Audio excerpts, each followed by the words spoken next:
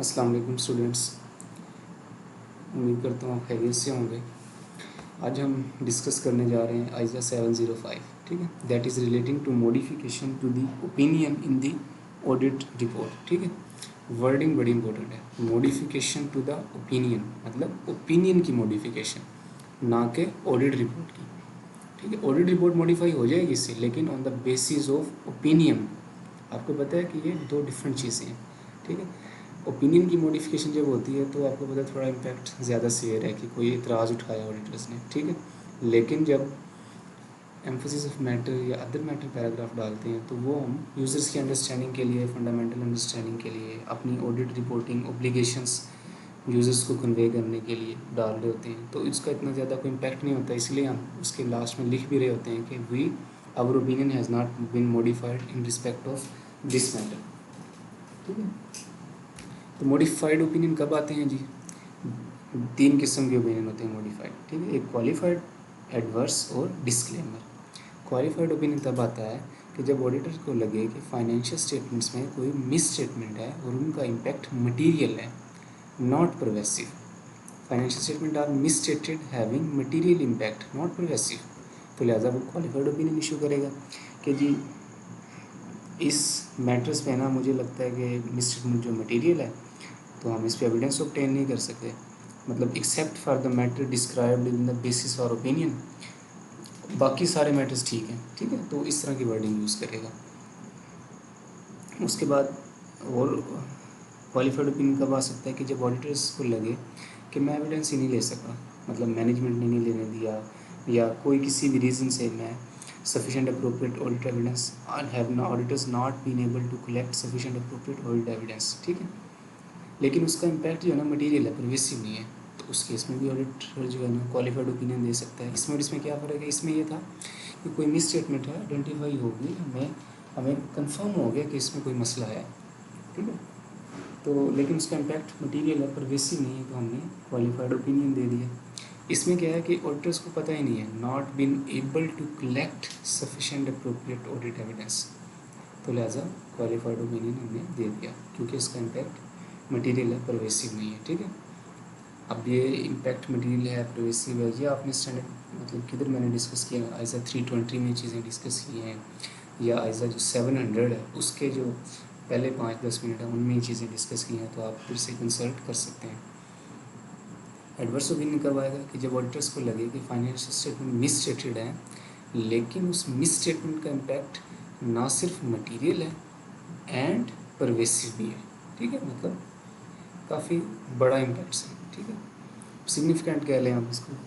तो लिहाजा हम एडवर्स ओपिनियन देंगे। डिस्क्लेमर ऑफ ओपिनियन क्या है कि जब ऑडिटर्स ऑडिट के लिए अपॉइंट हो, ठीक है, लेकिन वो सफिशेंट अप्रोप्रिएट ऑडिट एविडेंस ही कलेक्ट ना कर सके, issued when auditor not been able to collect sufficient appropriate audit evidence, ठीक है। लेकिन उनका इम्पैक्ट क्या है? Having material and pervasive impact है। अगर सिर्फ मटीरियल होता तो मैं क्वालिफाइड ओपिनियन नहीं देता, जैसे इधर मैंने दिया है, लेकिन उनका मटीरियल भी है और परवेसिव भी है, तो इसके मैं एडवर्स नहीं दूंगा, ठीक है, क्योंकि इसमें तो मुझे पता ही नहीं कि भाई क्या इम्पैक्ट है। बस मुझे लगता है कि मेरी जजमेंट के मुताबिक मटीरियल भी और परवेसिव, लिहाजा मैं डिस्क्लेमर ऑफ ओपिनियन दूंगा, ठीक है। तो ये जी टाइप्स ऑफ मॉडिफिकेशन है, इधर लिखा भी हुआ है कि अगर कोई मटीरियल मिस स्टेटमेंट है तो आप उसका क्या करेंगे, इम्पैक्ट जो है, अगर कोई मटीरियल मिस स्टेटमेंट है और उसका इम्पैक्ट मतलब परवेसिव है, ठीक है, मटीरियल भी और परवेसिव भी है, तो आप एडवर्स ओपिनियन देंगे, ठीक है। और अगर उसका परवेसिव नहीं है तो लेकिन मटीरियल है तो आप क्वालिफाइड ओपिनियन देंगे। इसी तरह जब auditor sufficient appropriate audit evidence obtain ना कर सके, लेकिन उन ट्रांजैक्शंस का इम्पैक्ट क्या हो, परवेसिव हो, ठीक है, मतलब मटीरियल भी हो और परवेसिव भी, तो आपने डिस्क्लेमर ओपिनियन देना है। लेकिन अगर सिर्फ आपको लगता है कि मटीरियल इम्पैक्ट है, इतना कोई मसला नहीं है, तो क्वालिफाइड ओपिनियन दे दें। आप कह दें कि जी मैं ऑडिट के लिए अपॉइंट हुआ था, लेकिन we are unable to collect sufficient appropriate evidence, ठीक है, इस मैटर पे, तो लिहाजा ये जो है ना बेसिस और ओपिनियन में जो मैटर डिस्कस हुआ है ना उस पर हमें एविडेंस नहीं मिला, तो मेरा ओपिनियन इस मैटर पे मतलब क्वालिफाइड है, बाकी मैटर्स ठीक है, ठीक है। उसके बाद ये जब मॉडिफिकेशन आएगी तो और क्या चीज़ें चेंज होंगी ऑडिट रिपोर्ट में, तो वो देखेंगे। ओपिनियन का सेक्शन चेंज होगा और बेसिस फॉर ओपिनियन का, ठीक है। ओपिनियन के सेक्शन में क्या होगा, पहले अगर आपको पता है ना, जब अनमोडिफाइड रिपोर्ट हो तो हम सिर्फ हेडिंग देते हैं ओपिनियन, लेकिन अब क्या देंगे, जिसको चेंज करेंगे, या तो क्वालिफाइड ओपिनियन है तो क्वालिफाइड ओपिनियन की हेडिंग देंगे, एडवर्स है तो एडवर्स की, डिस्क्लेमर है तो डिस्क्लेमर की, ठीक है। जब क्वालिफाइड होगा तो हेडिंग ये देंगे और अंदर क्या लिखेंगे, वो ये चीज़ें कि accept for the effect of the matter prescribed in the basis for qualified opinion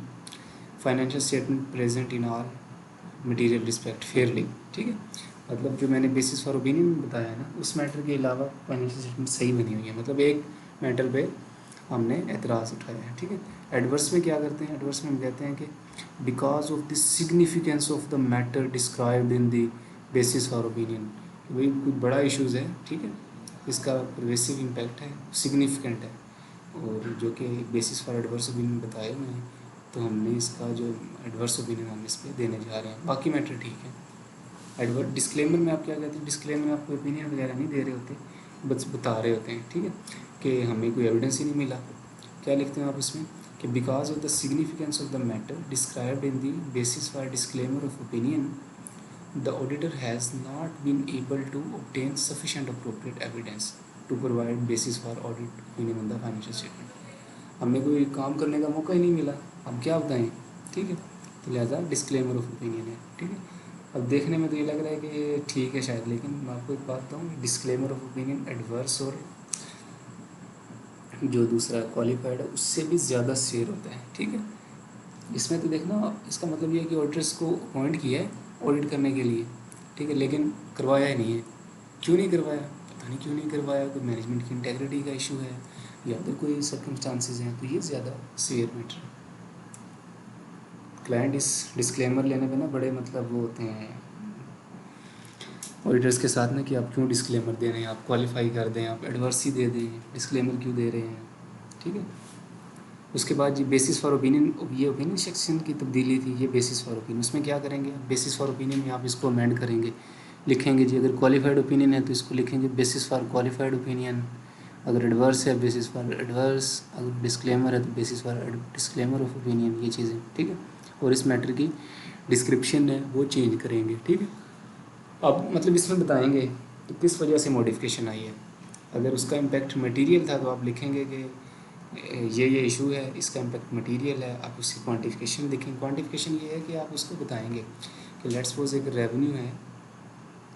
उसमें जो है ना कोई मिसस्टेटमेंट आपने आइडेंटिफाई कर ली, क्लाइंट ने कुछ सही रेवेन्यू बुक नहीं किया हुआ, ठीक है, लेट्स सपोज उसने ना अगले पीरियड का बुक कर लिया है, 3-4 लाख अमाउंट उसकी और मटेरियल है वो, तो आप उसको बताएंगे कि रेवेन्यू पे इसका ये इम्पैक्ट है, इस मिस स्टेटमेंट का, प्रॉफिट बिफोर टैक्स भी इससे ओवर स्टेट हुआ है, उस पर ये इम्पैक्ट है, मेरा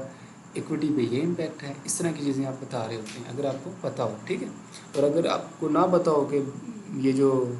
मिस स्टेटमेंट इसका इम्पैक्ट किधर किधर है क्या है, तो आप उसको बताते हैं कि if not determinable then you state that, कि जो है ना आप इसका इम्पैक्ट नहीं जज कर सकते, नहीं बता सकते, ठीक है। ऑडिटर्स आर अनएबल टू, जो है auditors are unable to determine its impact, ये आपने अपने उसमें बताना होता है, ठीक है। और अगर डिटरमाइनेबल है तो आपने उसकी क्वांटिफिकेशन देनी होती है। लेकिन अगर कोई मटेरियल मिसस्टेटमेंट डिस्क्लोजर में है तो आपने ये लिखना है कि जी डिस्क्लोजर मिसस्टेटेड है, ठीक है। और जब डिस्क्लोजर में हो तो मतलब ऑडिट रिपोर्ट कहती है कि आप वो डिस्क्लोजर अपने ऑडिट रिपोर्ट में बता दें, अगर प्रैक्टिकेबल है और लॉ और रेगुलेशन प्रोवाइड करते हैं तो आप उधर भी बता सकते हैं, ठीक है। लेकिन इधर है कि जी आप ऑडिट एविडेंस ऑब्टेन नहीं कर सके तो आपने ये रीज़न बतानी है, ठीक है, केस रीज़न फॉर इनएबिलिटी कि हम क्यों नहीं कर सके, तो आपने ये भी बताना होता है अपनी ऑडिट रिपोर्ट में। अच्छा जी मेरे पास अज़ान हो रही है, 5 मिनट वेट करते हैं फिर स्टार्ट करते हैं। अच्छा जी, हम बेसिस फॉर ओपिनियन पैराग्राफ पे थे कि जब मॉडिफिकेशन हो तो इस पर क्या इम्पैक्ट आता है, ठीक है। उसके बाद क्या है जी, amend the statement with respect to auditors believing that audit evidence are sufficient and appropriate, ठीक है, to provide a basis for qualified opinion या एडवर्स ओपिनियन। तो आपने ये मतलब उधर जो लास्ट पैराग्राफ की लाइन होती है ना, जिसमें हम ये लिखते हैं कि हमने sufficient appropriate audit evidence obtain किया है, ओपिनियन के लिए, ठीक है। तो उसमें आप फिर ये भी लिख देते कि ओपिनियन की क्या टाइप, क्वालिफाइड है तो क्वालिफाइड, एडवर्स है तो एडवर्स, ठीक है। लेकिन आपने ये रखना कि जब डिस्क्लेमर ऑफ ओपिनियन होता है ना, तो हम ये लाइन नहीं लिखते हैं, ठीक है। In case of disclaimer of opinion the audit report shall not include the reference, ठीक है, to the auditors report that describe the audit responsibility.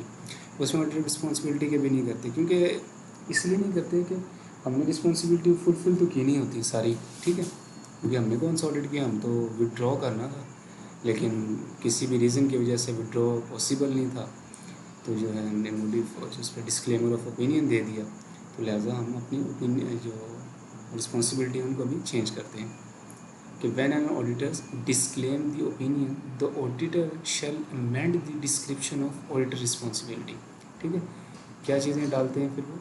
वो 3 चीज़ें मतलब अपनी रिस्पॉन्सिबिलिटी में डालते हैं, वरना आपको पता है कि जो अनमोडिफाइड होती है उसमें रिस्पॉन्सिबिलिटी कुछ और होती है, ठीक है। वो 3 क्या है जी? सबसे पहले आप कहते हैं कि स्टेटमेंट लिखते हैं ऑडिटर्स के the auditor responsibility is to conduct an audit in accordance with the ISAs, कि हमारी रिस्पॉन्सिबिलिटी ये थी।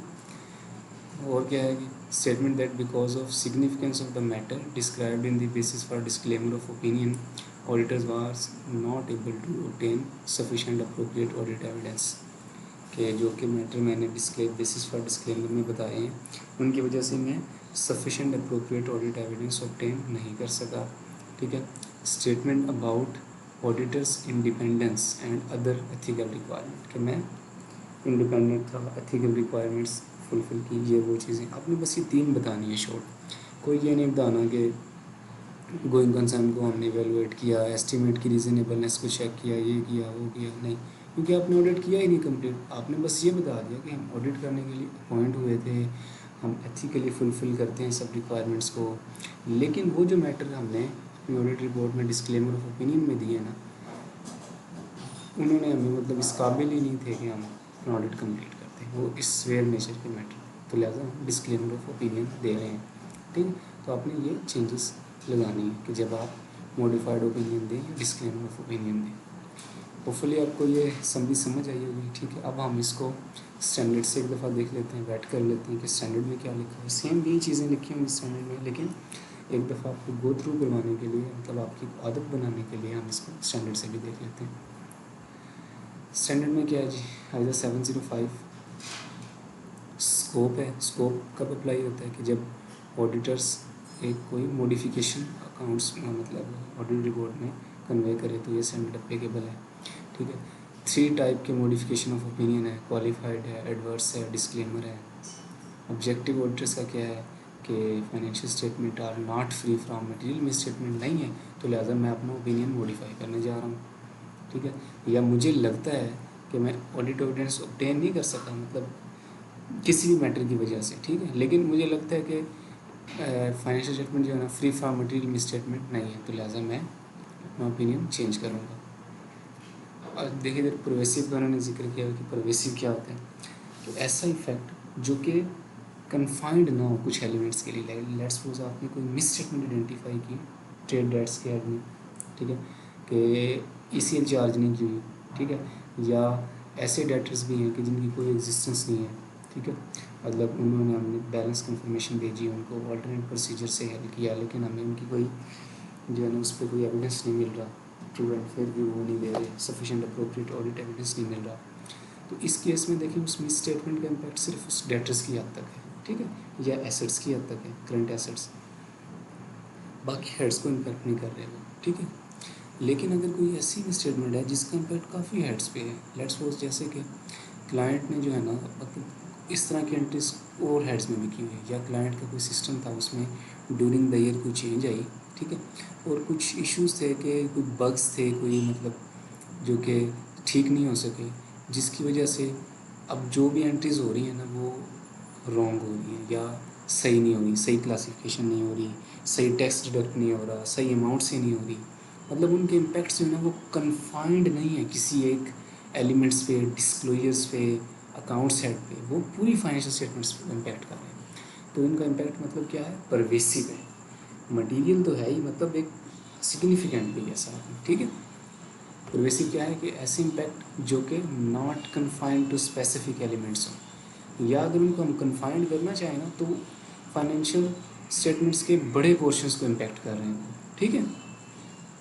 या अगर कोई डिस्क्लोजर है, क्लाइंट ने जो है ना लोन लिया हुआ है, ठीक है, लॉन्ग टर्म बोर्विंग के लिए, लेकिन वो डिस्क्लोजर ही नहीं दिया, या जिस तरह देना चाहिए थे वो नहीं दिया, जिसकी वजह से हमें लगता है कि कल को अगर इन्हें पैसे वापस करने पड़ जाएं, या करंट पोर्शन सही कैलकुलेट नहीं किया हुआ तो इश्यूज़ हो सकते हैं, उसकी गोइंग कंसर्न नीड्स हो सकती है, कोई इश्यूज़ हो सकते हैं जो कि यूजर्स को बताने चाहिए लेकिन वो नहीं बता रहे, तो मतलब उसका इम्पैक्ट परवेसिव है, ठीक है। ये ऑडिटर्स की अंडरस्टैंडिंग होती है, उसकी जजमेंट्स होती हैं। उसके बाद है जी टाइप्स ऑफ मॉडिफिकेशन। अगर क्वालिफाइड है तो आप ओपिनियन में क्या लिखेंगे, एडवर्स है तो क्या लिखेंगे, ठीक है। एडवर्स का मतलब क्या है कि जब क्वालिफाइड भी हो और परवेसिव भी हो इसका इम्पैक्ट। डिस्क्लेमर है तो वर्डिंग आपकी क्या होगी ये आपने पढ़ लेना है, मैंने आपको इधर से समरी से बता दी है, बाकी इसमें वही चीज़ें लिखी हुई हैं, ठीक है। उसके बाद क्या है जी, वो कह रहे हैं कि when auditor consider it necessary to express adverse opinion या डिस्क्लेमर ऑफ ओपिनियन, कि जब ऑडिटर्स डिस्क्लेमर या एडवर्स ओपिनियन देता है ना, तो अगर क्लाइंट हमसे कोई और असाइनमेंट करवाए किसी स्पेसिफिक एलिमेंट्स पे या किसी स्पेसिफिक स्टेटमेंट पे, ठीक है, तो अगर हमने ओवरऑल फाइनेंशियल स्टेटमेंट में एडवर्स या डिस्क्लेमर ऑफ ओपिनियन दिया है तो हम उस फाइनेंशियल स्टेटमेंट्स पे या एलिमेंट्स पे भी जो है ना अनमोडिफाइड ओपिनियन नहीं देंगे। क्यों नहीं देंगे? क्योंकि देखें इससे कॉन्ट्राडिक्शन आ जाएगी। जो यूज़र्स होंगे वो कहेंगे यार ये क्या बात हुई, ओवरऑल फाइनेंशियल स्टेटमेंट्स पे तो उन्होंने डिस्क्लेमर ऑफ ओपिनियन दिया है या एडवर्स दिया है, लेकिन इस सिंगल फाइनेंशियल स्टेटमेंट को कह रहे हैं कि ये ठीक है। तो इससे बचने के लिए वो कह रहे हैं कि जब आप एडवर्स या डिस्क्लेमर ऑफ ओपिनियन दें तो the audit report shall not include unmodified opinion with respect to same financial reporting framework on single financial statement or one or more statement या accounts, ठीक है। क्यों? क्योंकि इससे contradiction आ जाएगी। उसके बाद ये है आपने ओपिनियन दिया है तो फिर आपने हेडिंग चेंज करनी है, क्वालिफाइड ओपिनियन देना है, मतलब जो भी दे रहे हैं उसकी हेडिंग लिखनी है, क्वालिफाइड ओपिनियन या एडवर्स या डिस्क्लेमर, ठीक है। और आपने ये लिखना होता है अपने ओपिनियन सेक्शन में, except for the possible effect of the matter described in the basis for opinion financial statement have been prepared in all material respect in accordance with applicable financial reporting framework, ठीक है। जब adverse opinion हो तो आपने क्या heading देनी है, disclaimer of opinion हो तो क्या, ये चीज़ें लिखी हुई हैं, ठीक है। अगर आपने एडवर्स ओपिनियन देना है तो आपने फिर अपना जो बेसिस फॉर ओपिनियन है उसको भी चेंज करना है, उसको भी लिखना है कि बेसिस फॉर एडवर्स ओपिनियन या बेसिस फॉर क्वालिफाइड ओपिनियन या basis for disclaimer of opinion, ये हेडिंग चेंज करनी है, ठीक है। रिजल्ट पे लिखा हुआ है कि दो auditor shall include the basis for opinion section में बताएगा कि क्वांटिफिकेशन क्या है इस मिस स्टेटमेंट की, अगर वो बता सकते हैं। अगर नहीं बता सकते मतलब अनप्रैक्टिकेबल है उनका इफ़ेक्ट डिटरमाइन करना, तो हमने उसको भी बताना है, उस लाइन भी लिखनी है कि भाई हम इसको नहीं बता सकते, ठीक है जी। उसके बाद है कि जब auditors disclaim when auditor disclaim an opinion on the financial statement the auditor shall not include the elements, ये एलिमेंट्स ऐड नहीं करेगा फिर ऑडिटर्स। कौन कौन से एलिमेंट है कि अपनी रिस्पॉन्सिबिलिटी का नहीं बताएगा, ठीक है, और ये स्टेटमेंट नहीं लिखेगा कि मैंने sufficient appropriate audit evidence obtain कर लिया है, क्योंकि उसने किया ही नहीं, ठीक है। डिस्क्लेमर ऑफ ओपिनियन का मतलब ये है, तो अभी हम पढ़ के आए हैं कि उसने क्या रिस्पॉन्सिबिलिटी बतानी है अपनी, कि जब मैं ऑडिट करने के लिए अपॉइंट हुआ था एथिकल रिक्वायरमेंट फुलफिल होती है लेकिन मैं ऑडिट एविडेंस ऑब्टेन नहीं कर सका, ठीक है, तो ये उसने बतानी है। उसके बाद ये लिखा हुआ है कि डिस्क्रिप्शन ऑफ ऑडिट रिस्पॉन्सिबिलिटी क्या होंगी, ये वही तीन बतानी है कि जब डिस्क्लेमर ऑफ ओपिनियन दे तो ये चीज़ें लिखनी है, ठीक है, जो अभी हम पढ़ के आए। उसके बाद है जी when auditor disclaim an opinion on the financial statement the audit report shall not include key audit matter, ठीक है। जब आप डिस्क्लेमर देंगे ना तो आपने फिर की ऑडिट मैटर वगैरह भी ऐड नहीं करना अपनी रिपोर्ट में, ना कोई अदर इंफॉर्मेशन करनी। क्यों नहीं करनी? क्योंकि आपने ऑडिट किया ही नहीं, डिस्क्लेमर दिया आपने, तो जनाब हम ऑडिट के लिए अपॉइंट हुए थे लेकिन on the basis of the matter describe in the basis for disclaimer of opinion we are unable to verify, ठीक है, कि हमें ओपिनियन देने के काबिल ही नहीं है। बाकी जी सर्कमस्टांसिस हैं कि कब ऑडिट की रिपोर्ट मॉडिफाई होगी, जब आपकी अकाउंटिंग पॉलिसी ठीक नहीं है, कोई मिस स्टेटमेंट है, डिस्क्लोजर्स में मिस स्टेटमेंट है, ठीक है, ये सारी चीज़ें आपने बतानी है। उसके बाद है कि the auditors inability to obtain sufficient appropriate audit evidence may arise from, ठीक है, कि ऑडिटर्स क्यों एविडेंस हासिल नहीं कर सका, circumstances beyond the control of the entity, let's suppose कोई सैलाब आ गया, रिकॉर्ड सारा ख़त्म हो गया, ठीक है, या आग लग गई, या दूसरे के ऑडिटर्स की अपॉइंटमेंट की टाइमिंग इस तरह की है कि हम नहीं ले सकते, लेट्स सपोज ऑडिटर्स अपॉइंट हुए ईयर एंड के बाद, तो वो फिजिकल स्टॉक टेक तो नहीं कर सकता, लेकिन वो अल्टरनेट प्रोसीजर से तो उसको वेरीफाई कर सकते हैं, ठीक है, या कोई लिमिटेशन मैनेजमेंट ने इम्पोज की है और वो उसको रिमूव भी नहीं करना चाह रही, तो इस केस में क्या होगा, ठीक है, तो इस केस में हम विड्रॉल की तरफ जाएंगे स्टार्ट में, या उनसे डिस्कस करेंगे कि इसको रिमूव करें। इधर लिखा भी हुआ है, हम कह रहे हैं कि the practicality of withdrawing from the audit may depend upon the stage of completion of the engagement, ठीक है, अगर आपने ऑडिट सब्सटेंशियली कंप्लीट कर लिया है तो अगर आप विड्रॉल की तरफ जाते हैं ना तो ये ठीक नहीं है, ठीक है, ये डिफरेंट फैक्टर्स इस पर डिपेंड करते हैं, ये भी होता है कि ऑडिटर्स ने काम कंप्लीट कर लिया होता है, ठीक है, उसने ऑडिट एविडेंस ऑब्टेन कर लिया होता है, या उसने मतलब अपना टाइम जो है लगा लिया होता है, तब उसको विड्रॉ की तरफ जाना ठीक नहीं है, तो इस केस में क्या है कि ऑडिटर्स डिस्क्लेमर ऑफ ओपिनियन दे देगा, ठीक है, और अदर मैटर में बता देगा, या लॉ से कहता है कि नहीं आपने कोई ना कोई ओपिनियन लाजमी देना है, तो इस केस में वो अदर मैटर्स पैरा डाल के अपनी इनएबिलिटी फ्रॉम विड्रॉइंग ये डिस्क्लोज कर सकते हैं।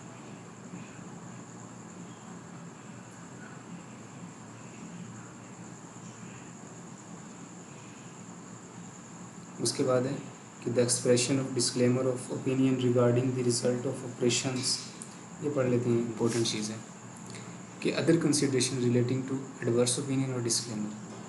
The following are the example of reporting circumstances that would not contradict the auditor's adverse opinion और डिस्क्लेमर। उससे पहले हमने क्या किया था, एडवर्स या डिस्क्लेमर जब होगा तो हमने कहा था कि हमने क्या करना है कि हम किसी स्पेसिफिक एलिमेंट पे, स्टेटमेंट पे हम ओपिनियन अनमोडिफाइड नहीं देंगे। इधर क्या वो कह रहे हैं कि कॉन्ट्राडिक्ट नहीं करते अगर आप इस तरह कोई ओपिनियन देते हैं, वो क्या है कि the expression of unmodified opinion on the financial statement prepared under given financial reporting framework with in the same report, the expression of adverse opinion the financial statement under a different financial reporting framework. मतलब आपने adverse opinion जिस financial statement दिया है ना, वो किसी और framework की बेस पे बनी हुई थी, जो स्टेटमेंट आप देखना चाह रहे हैं जिसमें अनमोडिफाइड ओपिनियन है वो किसी और के हैं, तो आप दे सकते हैं, कोई इशू नहीं है, ठीक है, क्योंकि फ्रेमवर्क डिफरेंट है। उसके बाद है कि अगर आप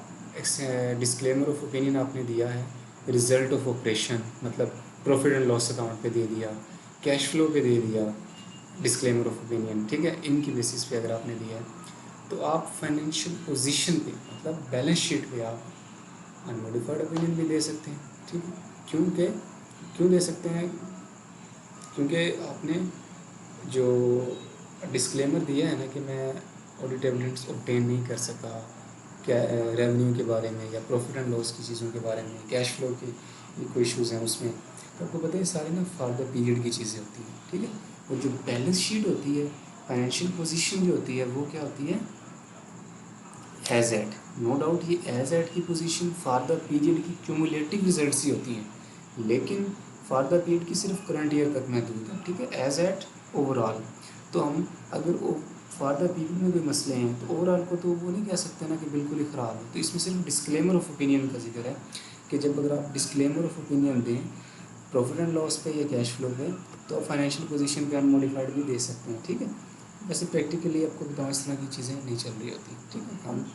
ओवरऑल फाइनेंशियल स्टेटमेंट पे ओपिनियन दे रहे होते हैं, ठीक है, सारी स्टेटमेंट्स पे दे रहे होते हैं, तो हम सब पे यकसा ही देते हैं, मतलब या एडवर्स देंगे या अनमोडिफाइड देंगे या क्वालिफाइड देंगे या डिस्क्लेमर देंगे, ठीक है। लेकिन ये बस एक केस इधर डिस्कस किया हुआ है, तो आपको पता होना चाहिए केस का, ताकि एग्जाम में अगर आपसे इस तरह क्वेश्चन करे तो आप कंफ्यूज ना हो, ठीक है। तो ये स्टैंडर्ड था, ठीक है। बाकी आप इसकी रजिस्ट्रेशन देख लें कि जब क्वालिफाइड ओपिनियन होगा तो क्या उसकी जो है वर्डिंग होगी, बेसिस फॉर क्वालिफाइड की क्या वर्डिंग होगी जब क्वालिफाइड होगा, जब एडवर्स होगा तो क्या होगा, ठीक है, एडवर्स ओपिनियन उसकी बेसिस फॉर एडवर्स, ठीक है, जब डिस्क्लेमर होगा तो आपने क्या करना है, डिस्क्लेमर की भी दी होगी कोई इलस्ट्रेशन, ये जैसे डिस्क्लेमर और बेसिस फॉर डिस्क्लेमर, ठीक है। इसके अंदर जो कंटेंट लिखा हुआ है कंटेंट जो लिखा हुआ हमने सारा डिस्कस कर लिया है। होपफुली आपको चीज़ें इंशाल्लाह समझ आई होंगी, ठीक है। इसके लिए मैं आपको रिकमेंड करूँगा आप स्टैंडर्ड से ज़रूर रीड करें, लेक्चर को आराम से नोट करें, सुनें, और उसके बाद आप फाइनेंशियल स्टेटमेंट किसी भी कंपनी की, मतलब मैं आपको नाम बता देता हूँ, जैसे दो स्टील्स लिमिटेड है, आप उसकी फाइनेंशियल स्टेटमेंट डिस्कस करें, डिस्क्लेमर ऑफ ओपिनियन दिया हुआ है, ठीक है। उसके बाद जो है फर्स्ट नेशनल बैंक मुदारबा है उसकी करें। इस तरह की चीज़ें आप जो है ना फाइनेंशियल स्टेटमेंट से पढ़ें तो आपको प्रैक्टिकली चीज़ों का पता भी चल जाएगा, इंशाल्लाह समझ आ जाएंगी चीज़ें। ले जी, आज के लिए यही, इंशाल्लाह आपको आइज़ा 705 समझ आया होगा, ठीक है। और आपने, मैंने आपको फिर बता रहा हूँ कि अपने लिंकिंग से पढ़ना है, ठीक है। पहले आप आइज़ा 700 पढ़ें, उसके बाद आइज़ा 705 पढ़ें, और इसके साथ एक दफ़ा आपने जो नोट्स हैं आइज़ा 450 के, ठीक है, इवैल्यूएशन ऑफ स्टेटमेंट वो रिवाइज़ करें, आइज़ा 320 रिवाइज़ करें, ताकि आप जब पढ़ने बैठें तो आपको चीज़ें मुश्किल ना लगे, सारी चीज़ें समझ आ रही हों, ठीक है, कि मटेरियल क्या होती है, प्रोग्रेसिव क्या होती है, इवैल्यूएशन ऑफ मिस स्टेटमेंट्स क्या है, मिस स्टेटमेंट्स क्या है, इस तरह की चीज़ें आपको समझें, ठीक है जी। ओके जी, अल्लाह हाफिज़, बहुत शुक्रिया।